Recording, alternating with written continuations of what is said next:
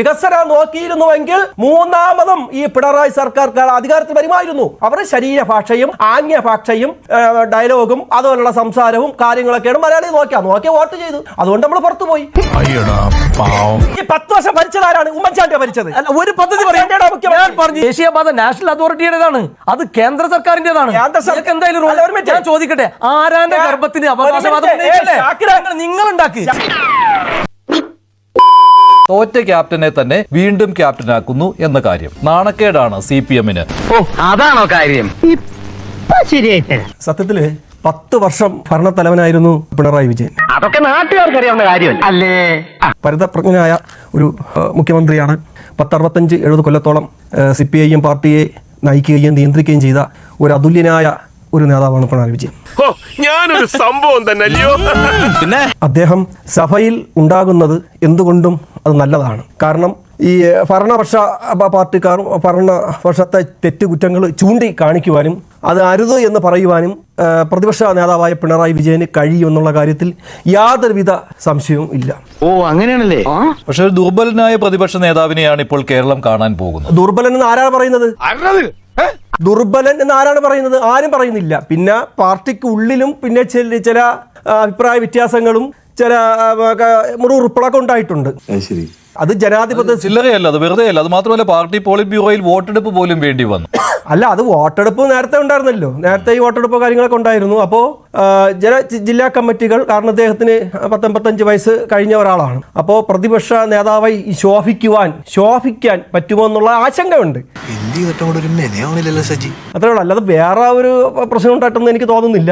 ഇദ്ദേഹം, ഞാൻ പറഞ്ഞില്ലേ, ഒരുപാട് അനുഭവ സമ്പത്തുള്ള ഒരാളല്ലേ മുഖ്യമന്ത്രി പിണറായി വിജയൻ. 10 വർഷം മുൻ മുഖ്യമന്ത്രിയായ പിണറായി വിജയൻ ഇപ്പോൾ പ്രതിപക്ഷ നേതാവായി വരുമ്പോൾ എന്തുകൊണ്ടും ബഹുമാന്യനായ VD സതീശൻ അവർക്ക് അനുയോജ്യനായ ഒരു പോരാളിയെ തന്നെയാണ് കേരളം പ്രതീക്ഷിക്കുന്നത്. ഒരു കാര്യം വളരെ പ്രസക്തമാണ്. കാരണം ശ്രീ പിണറായി വിജയന്റെ പബ്ലിക് കണ്ടക്ട്, അദ്ദേഹത്തിന്റെ ശരീരഭാഷ ഒക്കെ തന്നെ പാർട്ടിക്ക് പ്രതികൂലമായിട്ട് ബാധിച്ചിട്ടുണ്ട് എന്നതിനെ കുറിച്ച് പാർട്ടി വൃത്തങ്ങൾക്ക് ഇപ്പോൾ കൃത്യമായിട്ടുള്ള ധാരണയുണ്ട്. അപ്പൊ അങ്ങനെയാണെങ്കിൽ ഒരു ഭരണകർത്താവിനേക്കാൾ കുറച്ചുകൂടി ലീനിയന്റ് ആയിട്ട്, കുറച്ചുകൂടി സൗഹാർദ്ദപരമായിട്ടുള്ള ഒരു സമീപനവും അതിന് പറ്റുന്ന രീതിയിലത്തേക്കുള്ള ശരീരഭാഷയെ പ്രദർശിപ്പിക്കേണ്ടത് ആളാണ് പ്രതിപക്ഷ നേതാവ്. അദ്ദേഹത്തിന്റെ രാഷ്ട്രീയ ചരിത്രം അറിയാവുന്ന, അദ്ദേഹത്തിന്റെ ശരീരഭാഷയുടെ ചരിത്രം അറിയാവുന്ന ആൾക്കാരെ സംബന്ധിച്ചിടത്തോളം ആ രീതിയിലത്തേക്ക് വഴങ്ങി വരാനുള്ള ഒരു സാധ്യത വളരെ കുറവാണ്.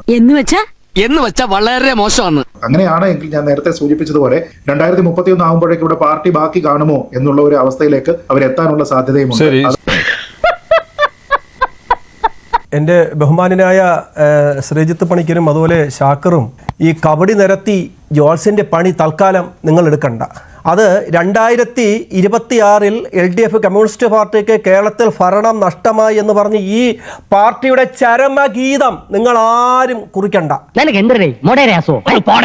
മനസ്സിലായില്ലേ? ഈ പാർട്ടി പൂർവാധിക ശക്തിയായി ഈ പാർട്ടി അടുത്ത 5 വർഷം ഈ പാർട്ടി അധികാരത്തിൽ വരും. എന്താ ചിരിക്കുന്നത്? അല്ല, നിന്റെ തമാശ എനിക്ക് ഇഷ്ടമായി. ഞാൻ സീരിയസ് ആയിട്ട് തന്നെ പറഞ്ഞു. അതെ, അതാ എനിക്ക് ചിരി വന്നത്. ഈ പാർട്ടി ആദ്യമായിട്ടല്ലല്ലോ ഇടതുപക്ഷത്തിന് ഭരണം നഷ്ടമായത്. 5 വർഷം LDF ഭരിക്കും, അടുത്ത 5 വർഷം UDF ഭരിക്കും, അതിൻ്റെ അടുത്ത 5 വർഷം UDF ഭരിക്കും, അതിൻ്റെ അടുത്ത LDF. അങ്ങനെയാണല്ലോ കഴിഞ്ഞ തവണയാണല്ലോ ആ ടേണ് തെറ്റിച്ചുകൊണ്ട് തുടരെ 10 വർഷം പിണറായി സർക്കാർ ഭരിച്ചത്. അതുകൊണ്ട് ഈ പാർട്ടിക്ക് ചരമഗീതം നിങ്ങൾ തൽക്കാലം എഴുതണ്ട. ഈ പാർട്ടി പൂർവാധിക ശക്തിയായി ഈ പാർട്ടി കേരള മണ്ണിൽ ഈ പാർട്ടി താഴ്ച വളരുക തന്നെ ചെയ്യും. പ്രസംഗമല്ല. കാരണം എന്താണ്? ഈ കേരളം ഒരു ഇടതുപക്ഷ ചായ്വുള്ള മണ്ണാണ് സാർ. ഈ പണ്ട് മുതലേ ഈ കേരളത്തിന്റെ ഒരു ചരിത്രം ഒന്ന് പരിശോധിച്ചാൽ ഒരു മലയാളികൾക്ക് ഒരു ഇടതുപക്ഷ ചായ്വുണ്ട്. അയ്യോ സോറി, ഞാൻ അറിഞ്ഞില്ല കേട്ടോ ഇങ്ങനെ ഒരാളാണെന്ന്. പിന്നെ കഴിഞ്ഞ നമ്മളിപ്പോൾ ഈ തെരഞ്ഞെടുപ്പിന് നമുക്ക് 30 LDF 35 സീറ്റ് കിട്ടും. കാരണം മലയാളികള് വികസനം നോക്കിയില്ല. മലയാളികള് ഈ 10 വർഷം പിണറായി സർക്കാർ നടപ്പിലാക്കിയ വികസനങ്ങൾ മലയാളികളെ നോക്കിയില്ല. ഇതാ ഒരു കുഴപ്പം. ഇക്കാലത്ത് നല്ലൊരു മനസ്സുണ്ടാവാൻ പാടില്ല, ഒരു സമാധാനം കിട്ടില്ല. അവരുടെ ശരീരഭാഷയും ആംഗ്യഭാഷയും ഡയലോഗും അതുപോലുള്ള സംസാരവും കാര്യങ്ങളൊക്കെയാണ് മലയാളി നോക്കി വോട്ട് ചെയ്തു. അതുകൊണ്ട് നമ്മൾ പുറത്തുപോയി. ബുദ്ധി ഉണ്ടായിരുന്നെങ്കിൽ വികസനം നോക്കിയിരുന്നുവെങ്കിൽ മൂന്നാമതും ഈ പിണറായി സർക്കാർ അധികാരത്തിൽ വരുമായിരുന്നു. എന്റെ നാക്ക് ചൊറിഞ്ഞു വരുന്നുണ്ട് കേട്ടോ. കുത്തിയെന്നുണ്ടല്ലോ. കാരണം നമുക്കറിയാം വർഗീയ സംഘർഷമില്ലാത്ത 10 വർഷമല്ലേ കഴിഞ്ഞു പോയത്. തിരുവനന്തപുരം മുതൽ നിങ്ങൾ എന്തുകൊണ്ടാണ് ഈ ചർച്ച ഇതുവരെ അതൊന്നും പറയാത്തത്? ആന്റണി ഇവിടെ മുഖ്യമന്ത്രി കലാപം നടന്നിട്ടില്ലേ? എത്ര കലാപമാണ് നടന്നത്? ജനങ്ങൾ വോട്ട് ചെയ്തിട്ടില്ല. ജനങ്ങൾ സാറേ പറഞ്ഞു 10 വർഷം, ഞാനെന്താ 10 വർഷം ഒരു ചെറിയ പറയാതെ എൻ്റെ സുപ്രിയ സുഹൃത്ത് ശാക്ര പറയട്ടെ, അത് ശ്രീജിത്ത് സാറിനെ ഞാൻ വെല്ലുവിളിക്കുകയാണ്. ഈ കാസർഗോഡ് മുതൽ തിരുവനന്തപുരം ഏതെങ്കിലും ഒരു ജില്ലയിൽ ഒരു ചെറിയ മതസ്പർദ്ധ, ചെറിയൊരു വർഗീയ ഒന്നും നടന്നിട്ടില്ല. പറഞ്ഞ വിശ്വസിക്കോ? ഇല്ല, വിശ്വസിക്കില്ലേ? എന്റെ മതി നിന്റെ ചായ കുടി. അഹങ്കാരി എന്താ നീയൊക്കെ? മുമ്പ് വർഗീയ സംഘർഷം ഇല്ലാതെ ആരും ഇവിടെ ഭരിച്ചിട്ടില്ലായിരുന്നു. മുമ്പ് UDF ആന്റണി വർഗീയ സംഘർഷം, ആറാടും 1ാം കലാപം 2ാം കലാപം നടന്നത്, ശാന്തിഗിരിയിൽ വെടിവെപ്പ് നടന്നത്, അവിടെ മുത്തങ്ങ സംഭവം നടന്നത്, ഒക്കെ നോക്കണം. വെടിവെപ്പൊക്കെ നടന്നത്. പക്ഷേ ഈ 10 വർഷം എവിടെയെങ്കിലും ഒരു വെടിവെപ്പ് നടന്നോ? എവിടെയെങ്കിലും അവർ 2 പേര് കൊല്ലപ്പെട്ടോ? എന്തെങ്കിലും ചെറിയ രീതിയിൽ ഒന്ന് അത് ശാക്രന്ന് പറയണം. ഇല്ല മോനെ ദാമു, നിന്റെ വെടി ഞാൻ കുറെ കേട്ടതല്ലേടാ. കപ്പൽ ഇതാ നമ്മുടെ തലസ്ഥാനത്ത് വിഴിഞ്ഞത്ത് വരെയാണ്. ഇത് ആരാണ് ഈ ഫണ്ട് അനുവദിച്ചത്? ആരാണ് കൊണ്ടുവന്നത്? ഈ പിണറായി സർക്കാരിന്റെ ആർജവത്തിന്റെ ഫലമായിട്ടാണ് വിഴിഞ്ഞം പദ്ധതി നടപ്പിലാക്കിയത്. സ്വന്തം ഇഷ്ടത്തിന് തട്ടിവിടുന്ന നാക്കെടുത്താന്നേ പറയൂ. ശത്രുക്കൾ പോലെ സമ്മതിക്കുന്നതില്ലേ? പിന്നെന്താണ്? അദ്ദേഹം അഭിനയിക്കാൻ അറിഞ്ഞുകൂടാ. പിണറായിക്ക് അഭിനയിക്കാൻ ഉമ്മൻചാണ്ടി സാറിനെ, ഉമ്മൻചാണ്ടി ഞാൻ ഏറ്റവും കൂടുതൽ ബഹുമാനിക്കുന്ന ഒരു നേതാവാണ്. പക്ഷേ ഉമ്മൻചാണ്ടിയെ പോലെ എന്താണ്, ഓരോരുത്തർക്ക് അവരുടെ ശരീരഭാഷ കാണും, സ്വഭാവ രീതി കാണും. ഇദ്ദേഹം സാധാരണ ഒരു മനുഷ്യൻ. ഇപ്പൊ ഞാൻ ചില സമയത്ത് ഞാൻ ദേഷ്യപ്പെടാറുണ്ട്, ഞാൻ ചിലപ്പോൾ ചിരിക്കാറുണ്ട്, ചില സമയത്ത് ഞാൻ വിനയത്തോടുകൂടി ഞാൻ ചിലപ്പോൾ എനിക്ക് ചില അറിയാൻ എനിക്ക് അഹങ്കാരം വരും. അതെല്ലാവർക്കും അങ്ങനെയാണ്. അതുപോലെ ഇപ്പൊ ഉമ്മൻചാണ്ടിയെ പോലെ പിണറായി വരണം എന്ന് പറഞ്ഞിട്ട് കാര്യമില്ല. പിണറായി സംസ്കാരം വേറെ, ഉമ്മൻചാണ്ടിയുടെ വളർന്നു വന്ന സംസ്കാരം വേറെ. രണ്ട് ശൈലിയാണ്.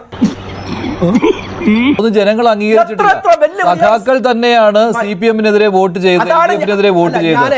സഖാക്കൾ തന്നെയാണ് അങ്ങനെ ചെയ്തത്. കാരണം പിണറായി വിജയൻ ഭരണത്തിൽ തുടരണമെന്ന് അവർ ആഗ്രഹിക്കുന്നില്ല. അത് പാർട്ടിക്ക് കോട്ടമാകുമെന്ന് അവർ വിചാരിച്ചു. അതുകൊണ്ടാണ് അവർ വോട്ട് ചെയ്തത്. സഖാക്കൾ തന്നെയാണ് വോട്ട് ചെയ്ത് തോൽപ്പിച്ചത്. എന്നിട്ട് നിങ്ങൾ ഇനിയും ഈ കാര്യം, ഈ വികസന നേട്ടം കാര്യമില്ല. ചേഞ്ച് വേണമത്രേ. മലയാളികൾക്ക് ഒരു ചേഞ്ച്, ഒരു മാറ്റം വേണമത്രേ. അതുകൊണ്ടാണ് ഐക്യജനാധിപത്യ മുന്നണിയുടെ കാലത്ത് 2011 മുതൽ 16 വരെ മാത്രം 5 വർഷം പദ്ധതികൾ തൊട്ട് കാണിക്കാൻ കഴിയും. ഇപ്പം നിങ്ങൾ പറഞ്ഞ വിഴിഞ്ഞം പോർട്ട് LDF കൊണ്ടുവന്നത് ഒരു പദ്ധതി. ഞങ്ങൾ ഈ 7 വലിയ വൻകിട പദ്ധതികളോടൊപ്പം തന്നെ ഇഷ്ടംപോലെ പുതിയ 36 ആർട്സ് ആൻഡ് സയൻസ് കോളേജുകൾ, ഒരുപാട് സംഗതികൾ കൊണ്ടുവന്നു മനുഷ്യർക്ക് ഗുണകരമായ രീതിയിൽ. ഈ പിണറായി വിജയന്റെ 10 വർഷത്തെ ഗവൺമെന്റ് ഇതേപോലെ ഒരു പദ്ധതി ഒരു മിനിറ്റ്, അതായത് ഒരു പദ്ധതി പറയാൻ ഞാൻ വെല്ലുവിളിക്കാം. അത്രക്കായല്ലേ? ഈ 10 വർഷം ഭരിച്ചതാരാണ്? ഉമ്മൻചാണ്ടിയാണ് ഭരിച്ചത്. അല്ല, ഒരു പദ്ധതി പറയാം. ഞാൻ പറഞ്ഞു 7 പദ്ധതി. ഞാൻ പറഞ്ഞ ദേശീയപാത നാഷണൽ അതോറിറ്റിയുടേതാണ്, അത് കേന്ദ്ര സർക്കാരിന്റേതാണ്. ഞാൻ ചോദിക്കട്ടെ, ആരാന്റെ ഗർഭത്തിന് അവകാശവാദം നിങ്ങൾ ഉണ്ടാക്കി? ഞാൻ ചോദിക്കട്ടെ, പിണറായി വിജയൻ 10 വർഷം ഈ കേരളത്തിൽ എന്താണ് കൊണ്ടുവന്നത്? ഒന്ന് പറ.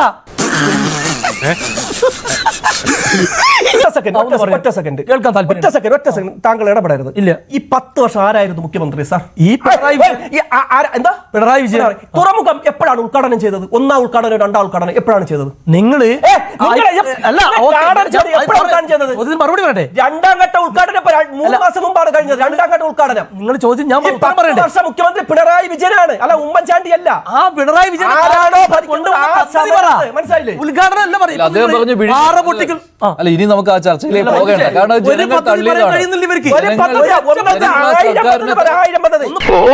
എന്നിട്ടും നീ കടന്നുരുളുകയാണല്ലേ? കേൾക്കട്ടെ, ഈ പ്രേക്ഷകർ കേൾക്കട്ടെ. 600 രൂപ പോലും പെൻഷൻ കൊടുക്കാൻ കഴിയാതെ നിന്ന UDF ഉമ്മൻചാണ്ടി ഇറങ്ങി പോകുമ്പോൾ ആളുകൾ തോൽപ്പിച്ചത്. എന്നാണോ ഇവരൊക്കെ പഠിക്കുക? ഇതൊക്കെ തെരഞ്ഞെടുപ്പിന് മുൻപ് പറഞ്ഞ കാര്യങ്ങളാണ്. ഉമ്മൻചാണ്ടി പോയിട്ടുള്ളത് 65 ലക്ഷം പാവങ്ങൾക്ക് പെൻഷൻ കൊടുക്കുകയാണ്.